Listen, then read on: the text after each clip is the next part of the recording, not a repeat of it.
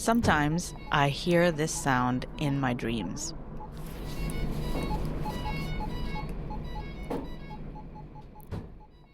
It's the sound the machine makes when it's administering chemotherapy to my mom. One more chemo down? Yeah, it's probably the 30, 31, 32, 33, 34, 35, 36. Probably around 36 or 37.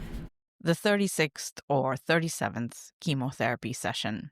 Chemo is given intravenously, and my mom's veins are now so thin that it often takes a full 20 minutes for a nurse to find one to insert the needle into. Anyway, we are in the chemo room. Same old, same old. This is my mom, Teresa Arthur. She has ovarian cancer and has lived with it and survived it for the last 7 years. I'm just doing the one chemo, which is carboplatin.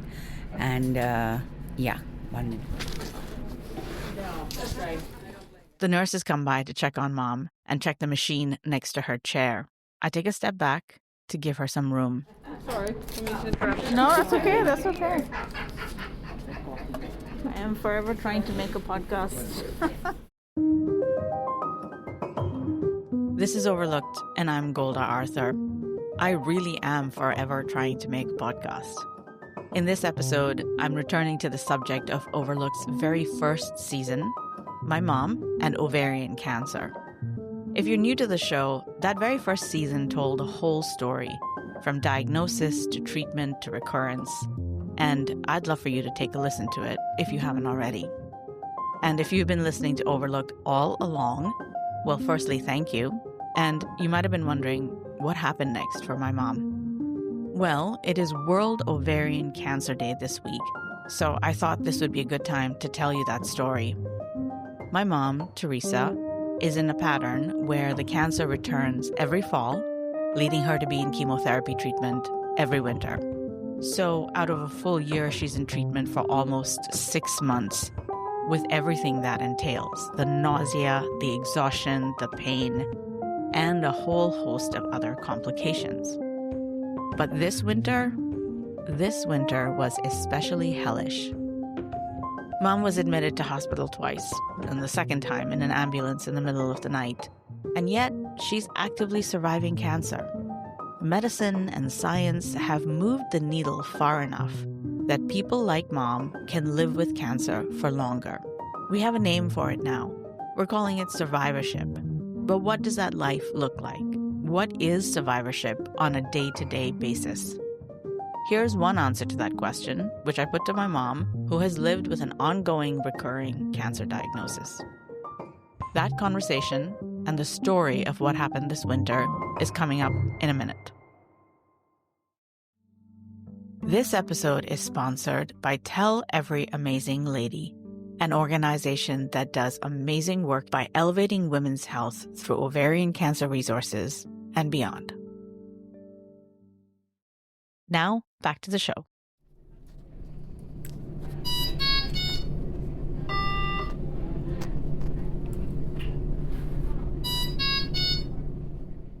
This is not the chemo room. It's 4 o'clock in the morning, January 8th, 2025, in a room at the emergency department in Halifax, Nova Scotia. My mom is being treated for sepsis, and my dad and I are anxiously watching the blood pressure numbers on the machine next to her bed. It's gone down a bit. Yeah, it has, hasn't it? 47. At this moment, her blood pressure is 97/47, which is really, really bad.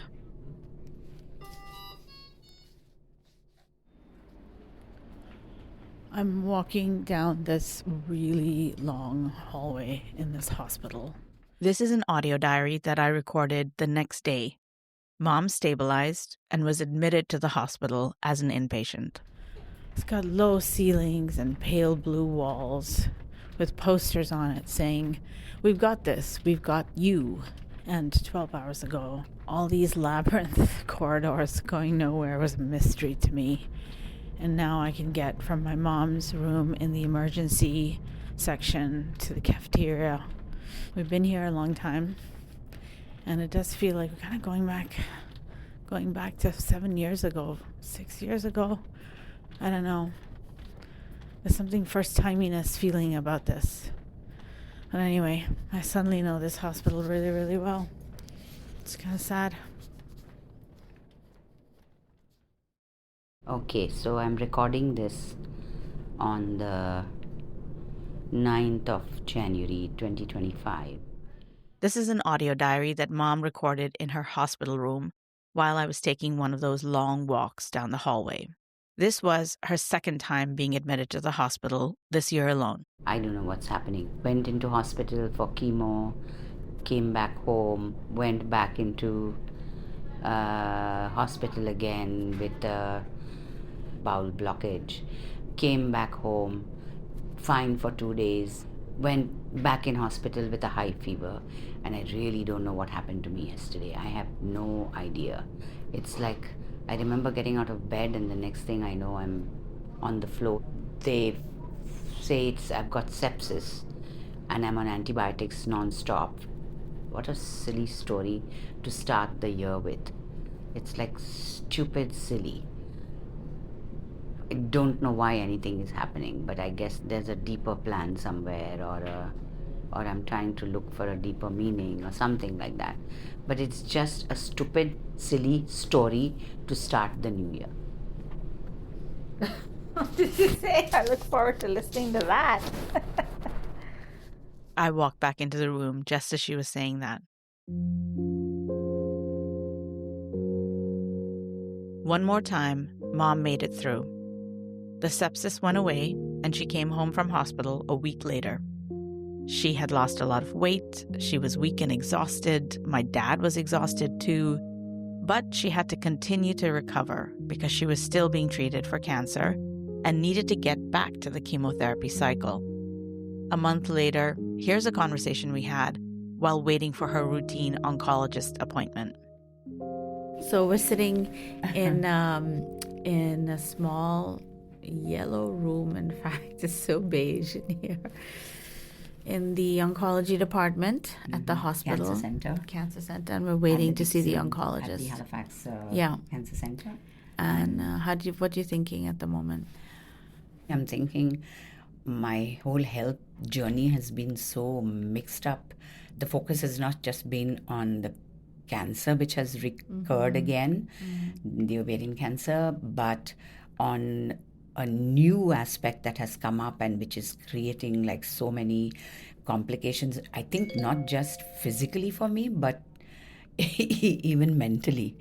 From what I understand and what I read and what was explained to me, it's like stippling or little growths of cancer within a certain part of the intestine, like at the sigmoid in my case, which is the... See, Mom, you're using these big words. Okay, sorry.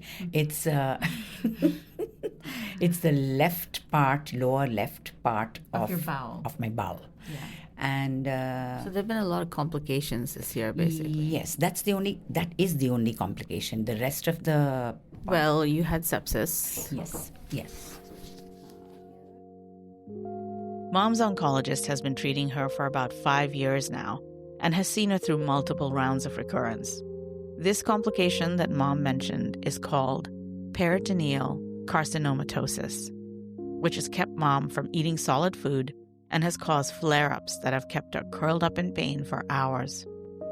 But as the chemo does its work, there has been a slow improvement.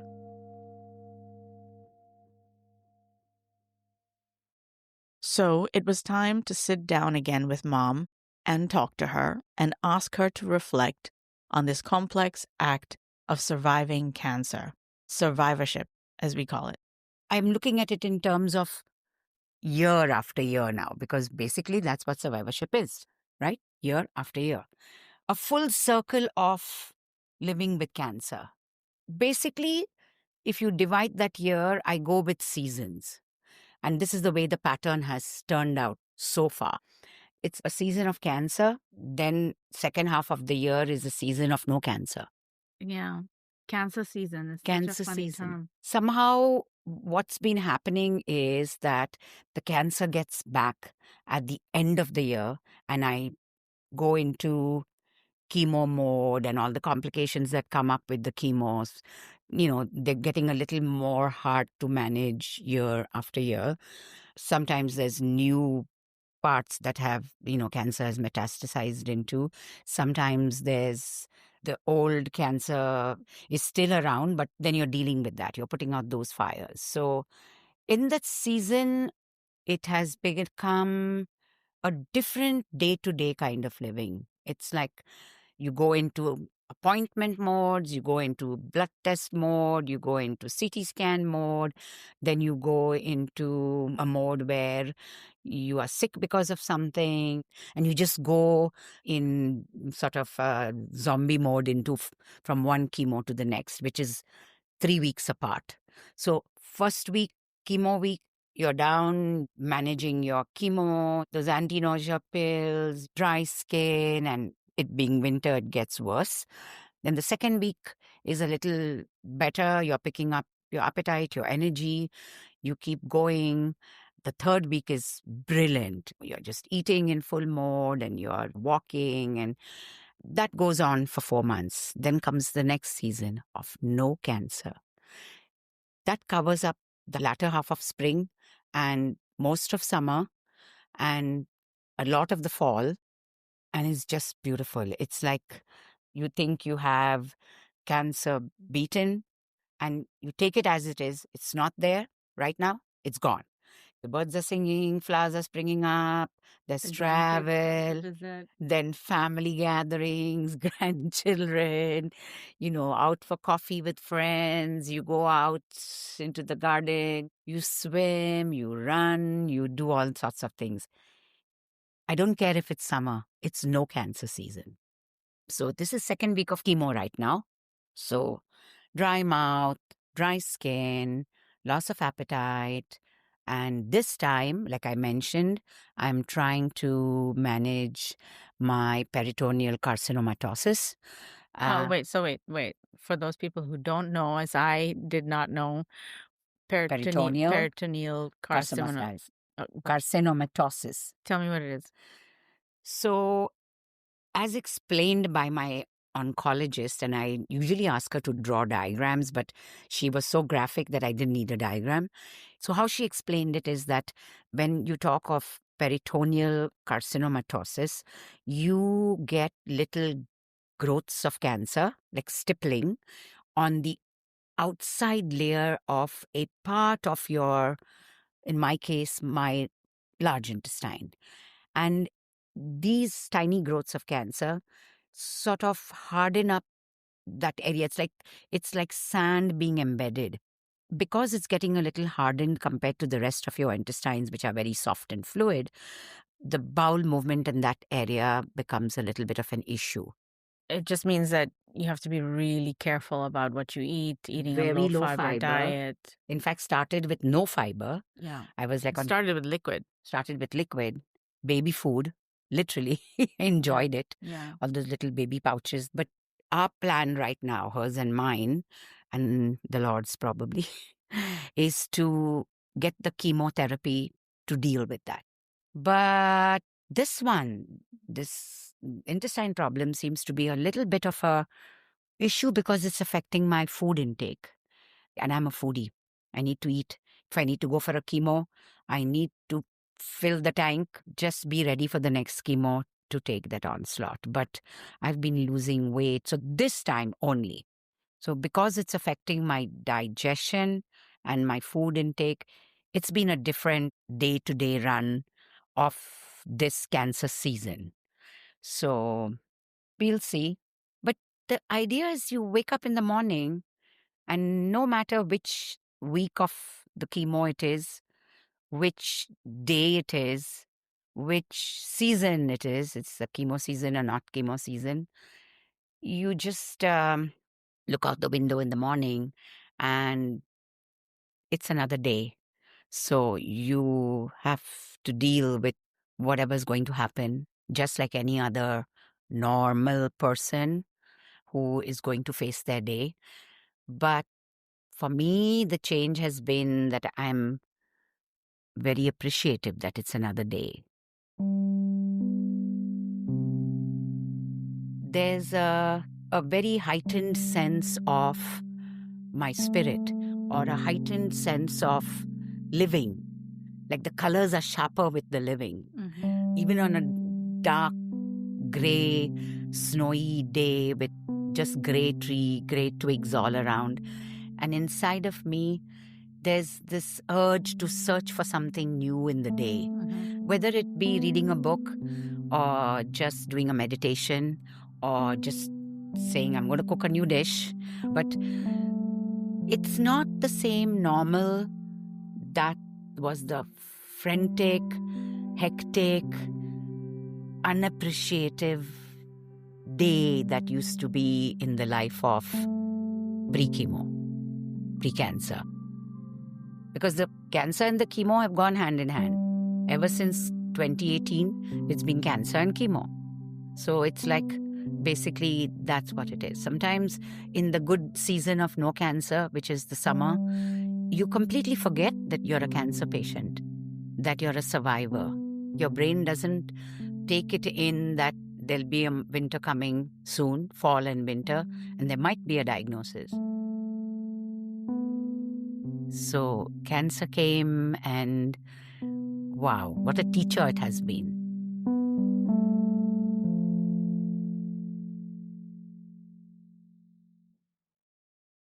What gives me the drive is seeing all the research that's being done. Like the lab that we went into. Yes, recently we went into the 2 labs here in Halifax at the research, and I looked through a microscope after a very long time, seeing a real live cancer cell and something that might be living and growing in me as well. It kind of moved me so much. I was excited to see it. It was like a very exciting moment.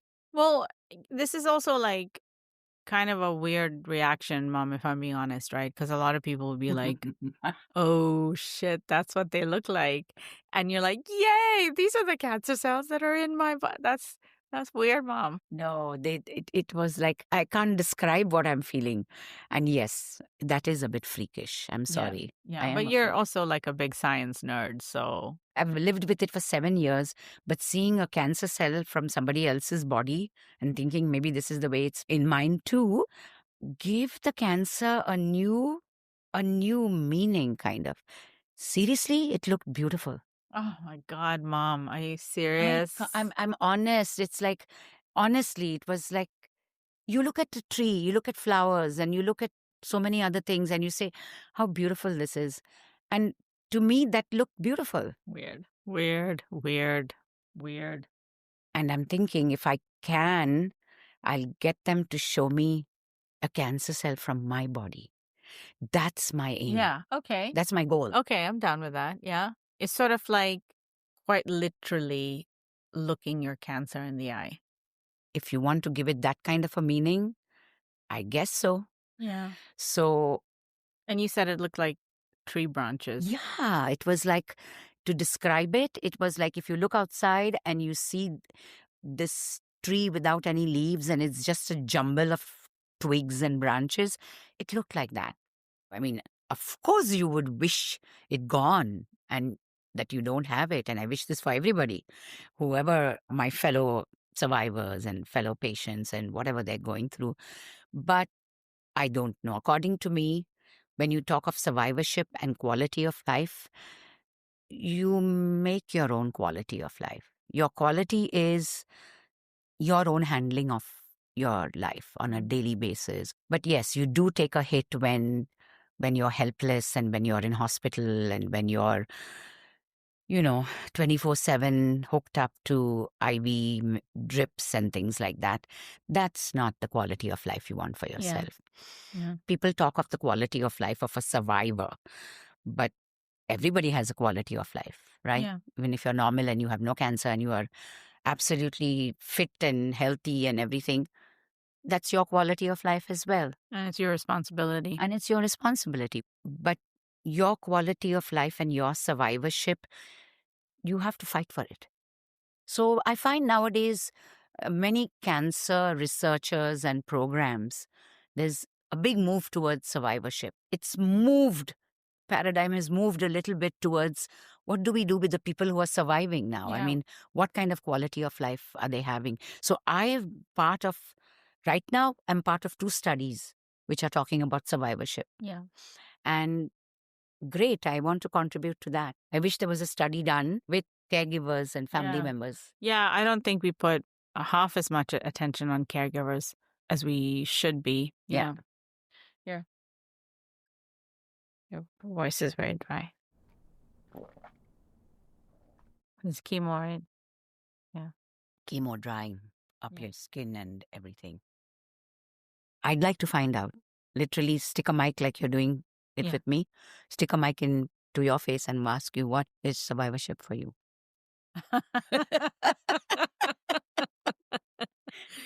That took you, no? Yeah. I got you there. I think survivorship for me, I get very focused coming here, figuring out what is the care situation here, all this kind of thing, All going to- 3 of you. Yeah. You and your Yeah, brother and organizing sister everybody to and come in. brother and sister as well, yeah. Yeah, so talking to my brother Aaron and my sister Essie, everybody does what they can when they can. So that's cancer season. It's like very hyper focused. But I suppose I've been thinking about quality of life more in non-cancer season and just thinking like, maybe you and Dad should go for a holiday somewhere. We tried to go for a holiday last year to England, and you broke your hip and you ended up in hospital again. And I was just thinking, I've been in an emergency room with you and Dad now twice in the last 6 months under very difficult circumstances.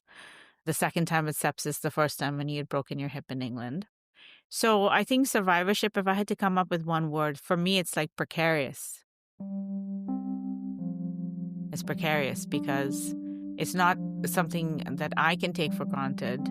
And I think Dad as well is a little hypervigilant about, when are things going to go south? So survivorship is really like, how can we keep Mom's quality of life as high as it possibly can be? Whether it is, can I get her like a cinnamon roll with icing to eat because she loves her sweets? Or whether it is, you have these bags under your eyes. Why do you have these bags under your eyes? They don't seem to ever go away. I have a lot of bags, not just under my eyes. I know. I have a lot of baggage. That's a dad joke, yeah. So that's survivorship. I think it's like, I think you're right. I think you have to fight for it. I don't think it's given. You just, like I said, write your own script for surviving. As long as you don't write somebody else's script, find out what is it that you expect of survivorship.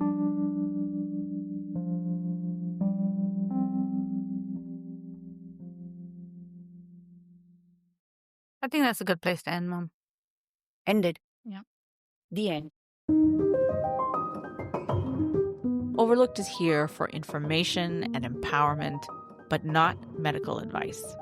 Every person's body is unique, so if you have questions, it's best to speak to your doctor or healthcare provider. We're building a community around women's health so that no one is overlooked. If you'd like to be part of it, hit the follow button on this podcast wherever you're listening to this. Or you can show us some love by writing us a review and sharing this episode with someone. Overlooked is written and created by me, Golda Arthur. Jessica Martinez de Hoz is the show's producer. You can stay up to date with the show by signing up for the newsletter and following us on Instagram and LinkedIn. We read every review and email, so write to us. hello@overlookedpod.com. Thanks for listening.